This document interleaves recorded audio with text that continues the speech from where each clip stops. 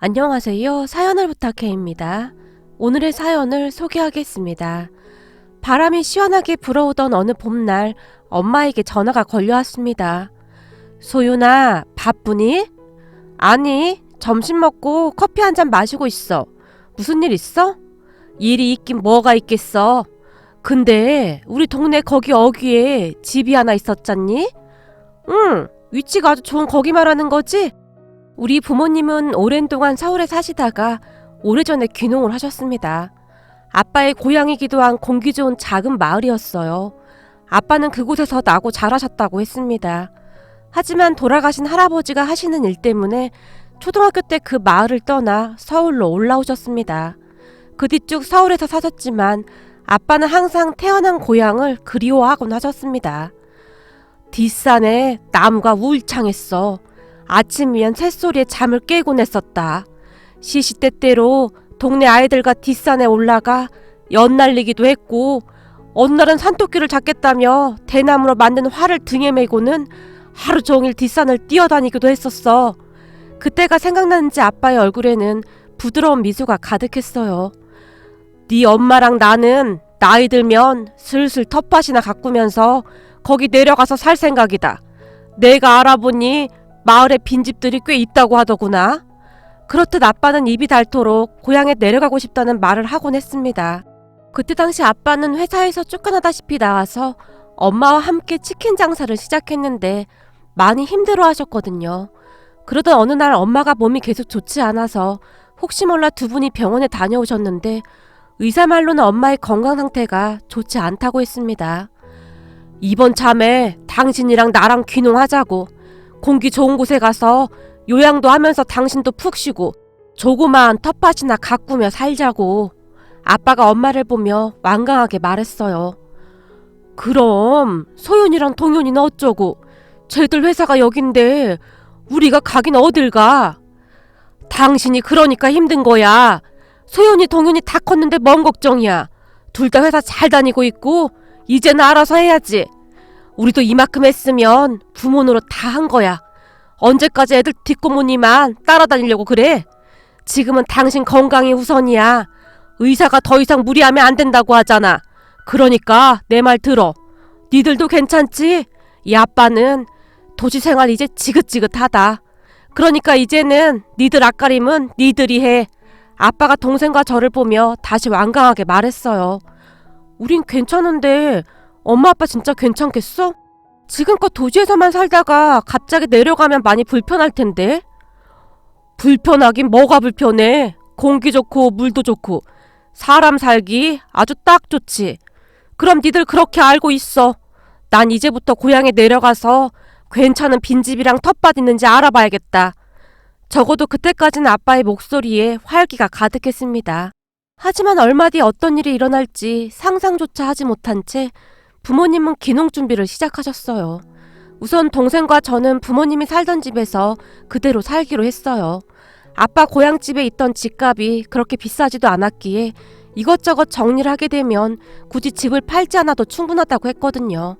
그리고 얼마 뒤 부모님은 고향에 집이 지어지자마자 주말에 내려와 와서 바베큐 해 먹자. 아빠는 서울에 아무런 미련이 없다는 듯이 그 말 한마디만 남기신 채 마치 누구에게 쫓기기라도 하듯이 급히 떠나셨습니다. 하지만 두 분의 표정은 더없이 밝아 보였기에 한편으로는 마음이 놓이기도 했어요. 그런데 꿈에 부풀어 내려갔던 두 분에게 하나둘 문제가 생기기 시작했습니다. 그러니까 그 동네에 텃세라는 것이 있었는데요. 그 텃세가 생각보다 어마어마했어요. 우선 아무리 고향 사람이라고 해도 도시에서 살다 내려온 부모님을 바라보는 동네 사람들의 눈빛이 심상치가 않았는데요. 참 이상한 게 동네 사람들 모두가 처음부터 우리 부모님을 경계부터 했어요. 그곳에는 이장이란 사람의 존재가 어마어마했어요. 마을 공동체에서 이장의 말 한마디는 모든 것을 움직이고도 남을 정도였으니까요. 그 이장한테 처음부터 밉보이게 되면 그 마을에서 사는 것이 많이 힘들어진다고 했어요. 그 작은 마을에 이장이란 사람의 파워는 어마어마했기에 그 누구도 감히 거역하지 못했다고 할 정도였으니까요. 그 부분은 귀농이라는 환상만 가지고 내려가셨던 우리 부모님에게도 가차없이 적용되었는데 이사 첫날 이장에게 미리 가서 인사를 하지 않았다는 이유로 동네 사람들의 텃세가 시작되었거든요. 이래서 우리가 도시 사람들이 막 내려오는 거 탐탁치가 않아. 이사를 했으면 우선 이장한테 먼저 와서 인사를 하고 동네 사람들한테도 인사도 하고 해야 하는데 도시 사람들은 영 예의가 없단 말이야. 한참 이삿짐을 정리하고 있던 두 분을 보며 동네 어르신 한 분이 잔뜩 일그러진 표정으로 혀까지 차며 우리 부모님을 노려보고 있었어요.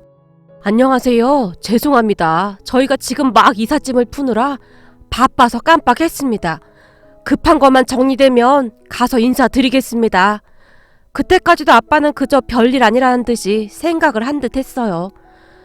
이렇게까지 하는데도 말귀를 못 알아먹으면 나도 어쩔 수 없지 뭐. 어르신이 큰 한숨을 쉬더니 급히 발걸음을 옮겼어요. 그리고 그 뒤부터 동네 사람들의 어마무시한 텃세가 시작되었는데요.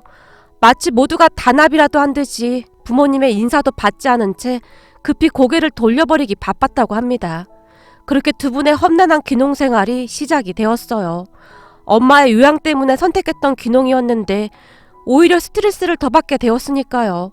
우리 아빠도 한 고집하기에 처음 한동안은 동네 사람들의 그러한 행동들을 모른 척하며 같이 무시해버렸어요.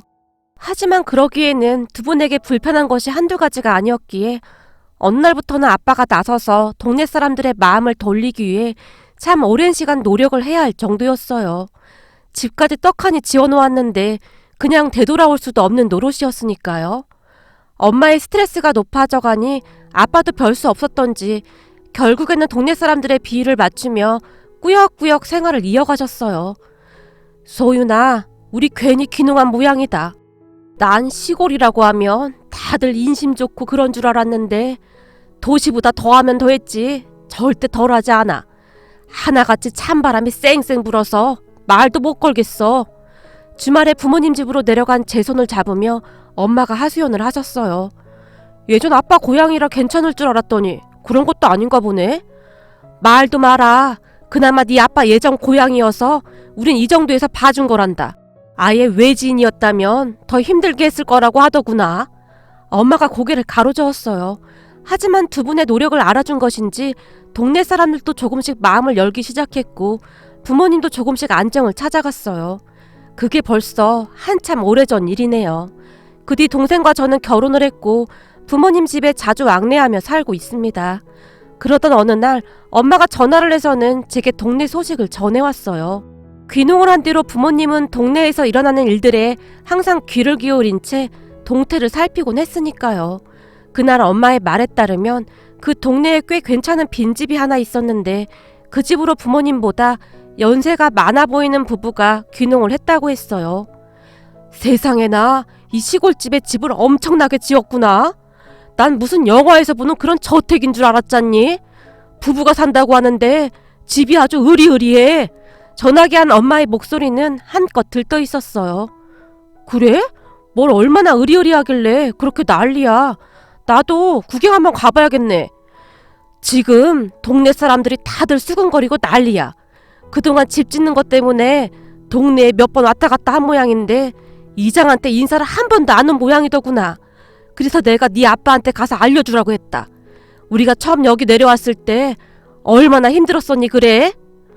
그러니까 말이야. 작은 동네에서 서로 잘 살면 되는 거지.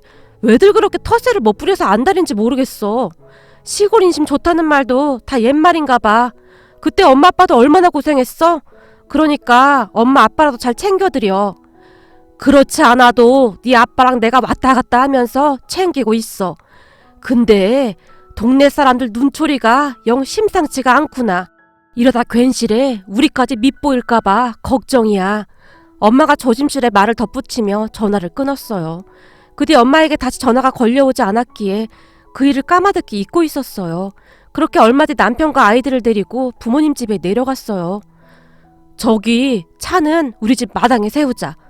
부모님 집 근처 공터에 차를 주차하는 남편을 보며 엄마가 풀죽은 소리를 했어요. 왜? 그동안 이 공터에 쭉 세웠었잖아. 제가 엄마의 눈치를 살피며 조심스레 말했어요. 부모님 집 근처에는 빈 공터가 하나 있었는데 동네 사람들이 그냥 편하게 이용하는 그런 공간이었어요. 그랬기에 동네 사람들은 그곳에 차를 세워두는 일이 많았어요. 이제부터는 거기에 차 세우면 안 돼. 우선 들어가서 얘기하자.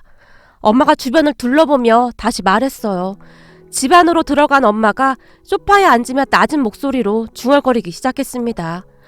우리가 여기서 한참을 살았는데 이 동네 사람들 비위 맞추기가 아직도 힘들어.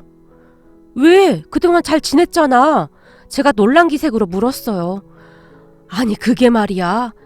해도 너무하잖아.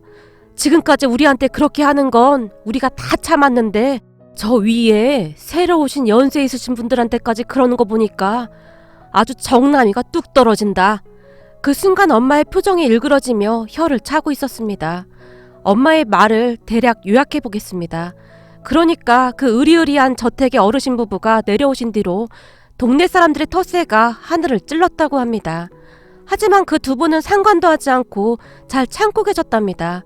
다만 우리 부모님만 왔다 갔다 하면서 어르신들을 챙겼고요. 형님 내외 성격이 아주 좋아.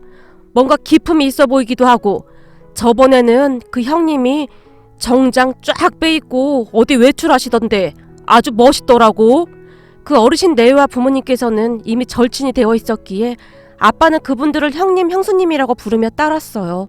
두 분 또한 귀농 생활이 처음이었기에 우리 부모님께 이런저런 조언도 많이 구했고요. 하지만 동네 사람들은 그런 어르신 부부를 그저 못마땅하게 생각하고 있었는데요. 그러다가 어느 날 동네가 발칵 뒤집어지는 일이 일어났습니다. 어르신 부부에게는 이상한 것이 하나 있었어요. 형님은 서울에서 무슨 일을 하셨던 거예요? 어느 날 아빠가 몹시 궁금한 표정으로 어르신을 바라봤어요. 나 말인가? 쭉 공무원 생활하다가 나중에는 사업을 좀 했었지. 아, 공무원이셨군요. 형님은 참 반듯한 공무원이셨을 것 같습니다. 아빠가 어르신을 보며 빙그레 웃었어요. 그렇게 보이는가? 그럼요. 형님처럼 합리적인 분은 제가 본 적이 없습니다. 여기 내려오시고도 한동안 저희 부부한테 꼬박꼬박 존댓말까지 쓰시면서 참 예의 바르게 대해주셨잖아요. 저 이 동네 처음 내려왔는데 여기 이장이 저보다 나이가 한참 어린데 우리 부부한테 어이! 라고 불러서 엄청 충격받았거든요. 그때 생각이 나시는지 아빠가 미간을 잔뜩 찌푸렸어요. 그래도 그건 아니지. 사람 간의 예의가 정말 중요한데 참 그래서 말인데 여기 이장이란 사람 평판은 어떤가? 어르신께서 물끄러미 바라보며 물으셨어요. 여기 이장이야 뭐 형님도 딱 보고 아셨을 것 같은데요. 그 사람이 텃세 주동자예요. 우리 집사람이랑 저도 아주 설레는 마음으로 여기 내려왔었는데 괜히 내려왔나 후회가 될 정도였다니까요. 우리 집사람 몸이 조금 안 좋았었는데 그게 더 안 좋아질까 어찌나 걱정이 되던지 말도 마십시오. 그게 다 그 이장이 뒤에서 시키는 겁니다. 이 동네에서 이장 말 한마디면 없던 일도 사실처럼 둔갑해버려요. 한마디로 이장한테 찍히면 그냥 끝장인 거죠. 아빠가 잔뜩 긴장한 채 주위를 둘러보며 속삭였어요. 그렇구만. 그렇지 않아도 우리한테도 요즘 막대하는 것 같길래 한번 물어봤네. 이장이 아주 큰 벼슬이구만. 그럼요. 아주 감투 중에 최고의 감투죠. 제가 저 윗동네 사람들한테 들었는데 우리 부부가 내려오기 전에도 한두 집은 귀농을 했다가 저 이장이 계속 텃세 부려서 그냥 떠나갔대요. 저한테 어떻게 버텼냐면서 대단하다고 하더라고요. 아주 악질 중에 악질입니다. 거기다 이장을 저렇게 오래 해먹으면서 무슨 비리도 많다는 것 같은데 동네 사람들이 이장 무서워서 말도 못 꺼낸대요. 아빠가 목소리를 더욱 낮춘 채 주변을 살폈어요. 이 동네에서는 이장 말이 그냥 법이구만. 당연하죠. 그러니까 형님도 괜히 밉보이지 마시고 그냥 저냥 맞추면서 사세요. 이 마을 경치 하나는 끝내주잖아요. 그리고 마음 맞는 우리 부부랑 오래오래 같이 삽시다. 아빠가 멋쩍게 웃었어요. 하지만 어르신은 아빠의 말에 그저 빙그레 미소만 지으실 뿐 별다른 말을 하지 않았는데요. 그 뒤 정말 기가 막힌 일이 일어났습니다. 이장이 어르신 부부에게 거의 매일같이 찾아와서 이래저래 참견도 하면서 힘들게 했지만 어르신은 그냥 꾹 참았어요. 그러던 어느 날 시장에 가셨던 어르신 부부가 동네 할머니 한 분과 마주쳤는데 할머니가 뭔가 할 말이 있는 듯 입을 실룩실룩 하시면서 한동안 어르신 부부 옆을 떠나지 않았어요. 저기 혹시 무슨 하실 말씀이라도 있으신 겁니까? 아무래도 할머니의 표정이 심상치가 않았기에 어르신이 살짝 물었어요. 그때 어르신의 말에 할머니가 계속 머뭇거리더니 내가 이런 말을 물어봐도 되나 몰라. 근데 내가 궁금한 건 절대 참지를 못해서 말이요. 할머니가 고개를 갸웃갸웃했어요. 네, 괜찮습니다. 물어보세요. 저기 말이요. 그 말이 참말이요? 순간 할머니가 마른 침을 꼴깍 삼켰어요. 네? 무슨 말씀이신지요? 아니, 왜 지금 동네에 난 소문 말이요. 그러니까 그쪽이 무슨 사기를 크게 쳐서 돈을 엄청 많이 벌었다고 하던데 그래서 이 동네에 숨어 사는 거라면서요? 한 달에 몇 번씩 검은색 차가 마당에 가득 찬다고 하던데 그 사람들도 다 사기꾼들인가? 내가 들어보니 차도 어마어마하게 비싼 차들이라고 하던데 할머니가 단숨에 쏟아내버렸어요. 네? 사기꾼이요? 어르신이 너무나 놀란 나머지 당황하고 있었는데요. 그렇게 돈 벌어서 살면 속이 편한가? 아무리 그래도 사람들이 그리 살면 안 되지. 그쪽 부부가 우리 동네로 내려온 뒤로 동네가 아주 시끌시끌해요. 우리 동네가 도둑 하나 없는 그런 동네였는데 요즘은 다들 문단속하느라 바쁘단 말이요. 특히나 주말만 되면 그 검정색 차들이 내려와서 어수선하고 지금 불만이 이만저만이 아니란 말이요.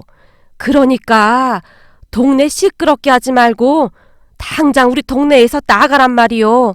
우리 이장이 뒷조사까지 다 하고 우리한테 말해준 거니까 거짓부렁일랑은 할 생각도 하지 말고. 할머니가 어르신을 노려봤어요. 아, 이장이 다 알아보고 말한 거군요. 그렇다니까. 그러니까 당장 우리 동네에서 나가.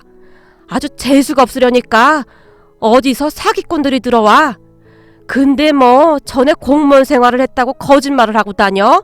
하긴 그 김씨 부부는 어리숙하니까 고지고대로 믿은 모양인데 우리한테는 어림도 없어.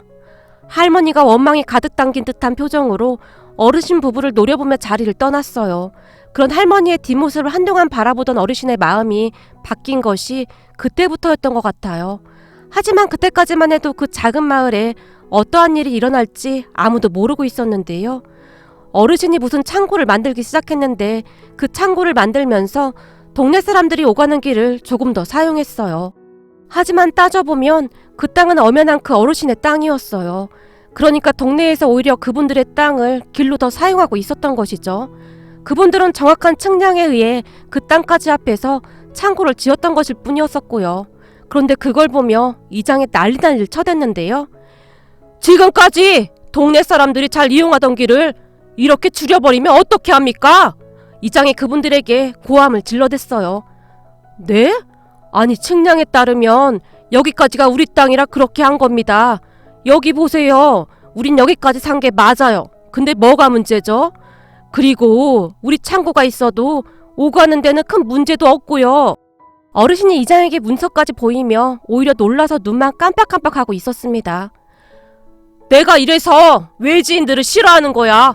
도시 살다 왔다고 아는 척이나 하고 도대체가 말이 안 통해.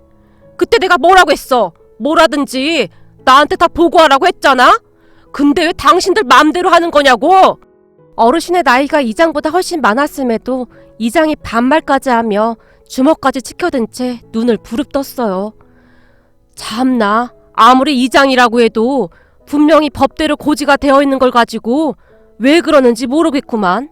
그리고 내가 이장보다 나이가 훨씬 많은데 왜 반말을 하는 거요? 어르신도 지지 않고 이장을 노려봤어요. 그리고 그 순간 이장이 어르신에게 달려들어 순식간에 밀쳐버렸고 어르신이 뒤로 넘어가 버렸습니다. 아이고 어리야, 당신 지금 이게 뭐하는 짓이야? 그러니까 왜 말을 안 들어? 이장이 소리를 지르기 시작했는데요. 마침 우리 아빠가 지나가다가 멀리서 그 모습을 보게 되었어요. 아이고 형님, 괜찮으세요? 이장, 정말 해도 해도 너무하는구만요. 아무리 그래도 이건 진짜 아니죠. 형님, 괜찮으세요? 아빠가 어르신을 일으켜 세우며 울상을 지었어요. 그런데 어르신이 더 이상 어떠한 말도 하지 않고는 급히 어딘가로 전화를 하시더니 정 변호사, 날쎄. 자네 내일 여기로 좀 와줘야겠네. 내가 지금 여기 이장 때문에 허리를 좀 많이 다친 것 같네. 내일 아침 일찍 좀 와주겠나? 라는 전화를 했어요. 뭐? 변호사 같은 소리 하고 있네. 어디서 사고나 치고 다니는 인간이 변호사는 무슨 변호사야? 그럼 내가 무서워할 줄 알고? 웃기는 소리 하지 말고 당장 창고나 다 허물어. 이장이 소리를 치더니 다시 창고로 달려들어서 가지고 있던 연장으로 공사 중인 창고를 부수기 시작했어요. 그렇게 알게 된 사실이었는데요. 어르신을 부축해드린 아빠에게 어르신이 조용히 말씀하셨어요. 사실 말일세, 내가 공무원이라고 했자는가? 네, 형님 공무원 하시다가 사업하셨다면서요. 저는 형님 말씀 다 믿습니다. 형님이 어디 거짓말 하실 분인가요? 아빠가 아무렇지도 않은 듯 고개를 끄덕이며 중얼거리고 있었어요. 맞네, 공무원이긴 한데 저기 그게 말일세. 내가 서울에서 검사 생활하다가 그만두고 변호사 일 하다가 내려온 걸세. 이제는 좀 쉬고 싶어서. 그래서 그동안 가끔 검사 후배들 그리고 변호사 친구들이 내려왔던 거고. 네? 검사요? 형님이 검사셨어요? TV에서만 보던 그 검사 말입니까? 아빠가 놀란 채 입까지 딱 벌린 채 눈만 멀뚱멀뚱 뜨고 있었어요. 뭘 또 그렇게까지 말하는가. 난 이제는 그냥 농부네, 농부. 어르신이 유쾌하게 웃으셨어요. 그런데 다음날 동네에 검정색 고급 차량 한 대가 도착을 했고 동네가 발칵 뒤집어졌습니다. 어르신이 병원에서 진단서를 떼서 이장을 경찰에 고소했거든요. 알고 봤더니 그 으리으리한 어르신의 저택에는 곳곳에 CCTV가 설치되어 있었던 겁니다.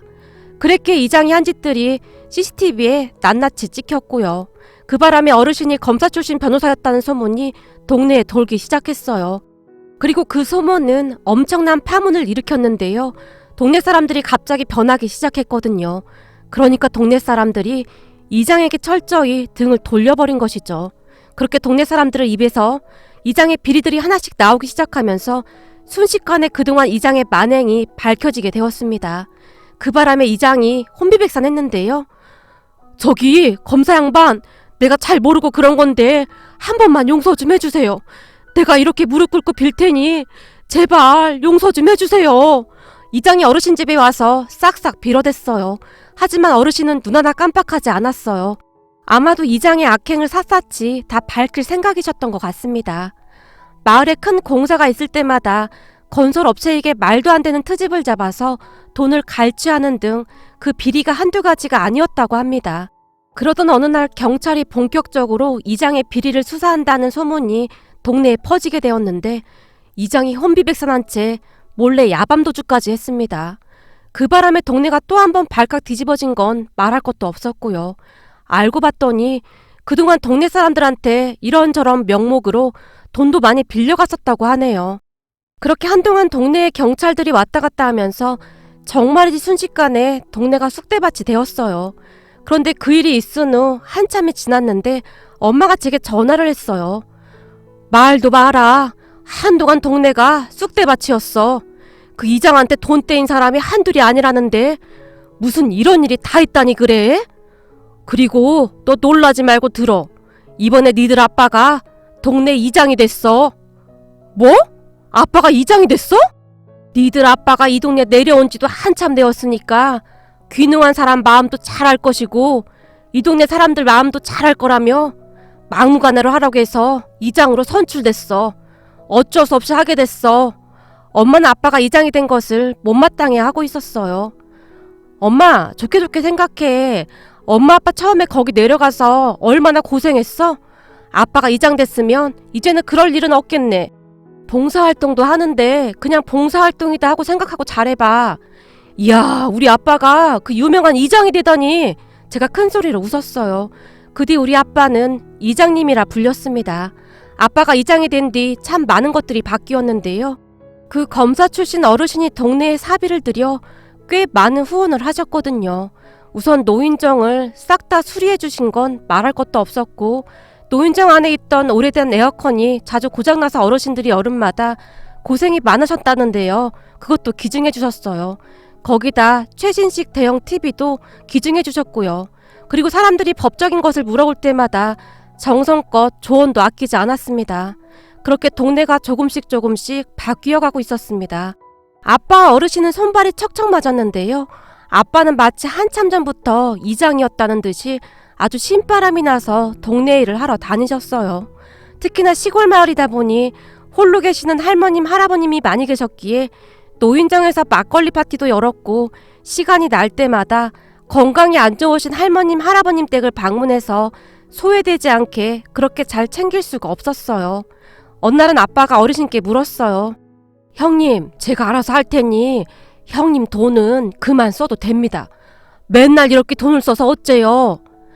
괜찮아. 난 연세 많으신 분들만 보면 우리 어머니가 생각나서 참 마음이 아프네. 우리 어머니가 나 사시 합격시킨다고 그 고생만 하시다가 돌아가시지 않았겠나. 우리 어머니 생각하는 마음으로 챙기는 것이니 마음 쓰지 말게나. 그것보다도 자네가 이장이 된 뒤로 동네가 아주 좋아졌어. 어르신이 활짝 웃었어요.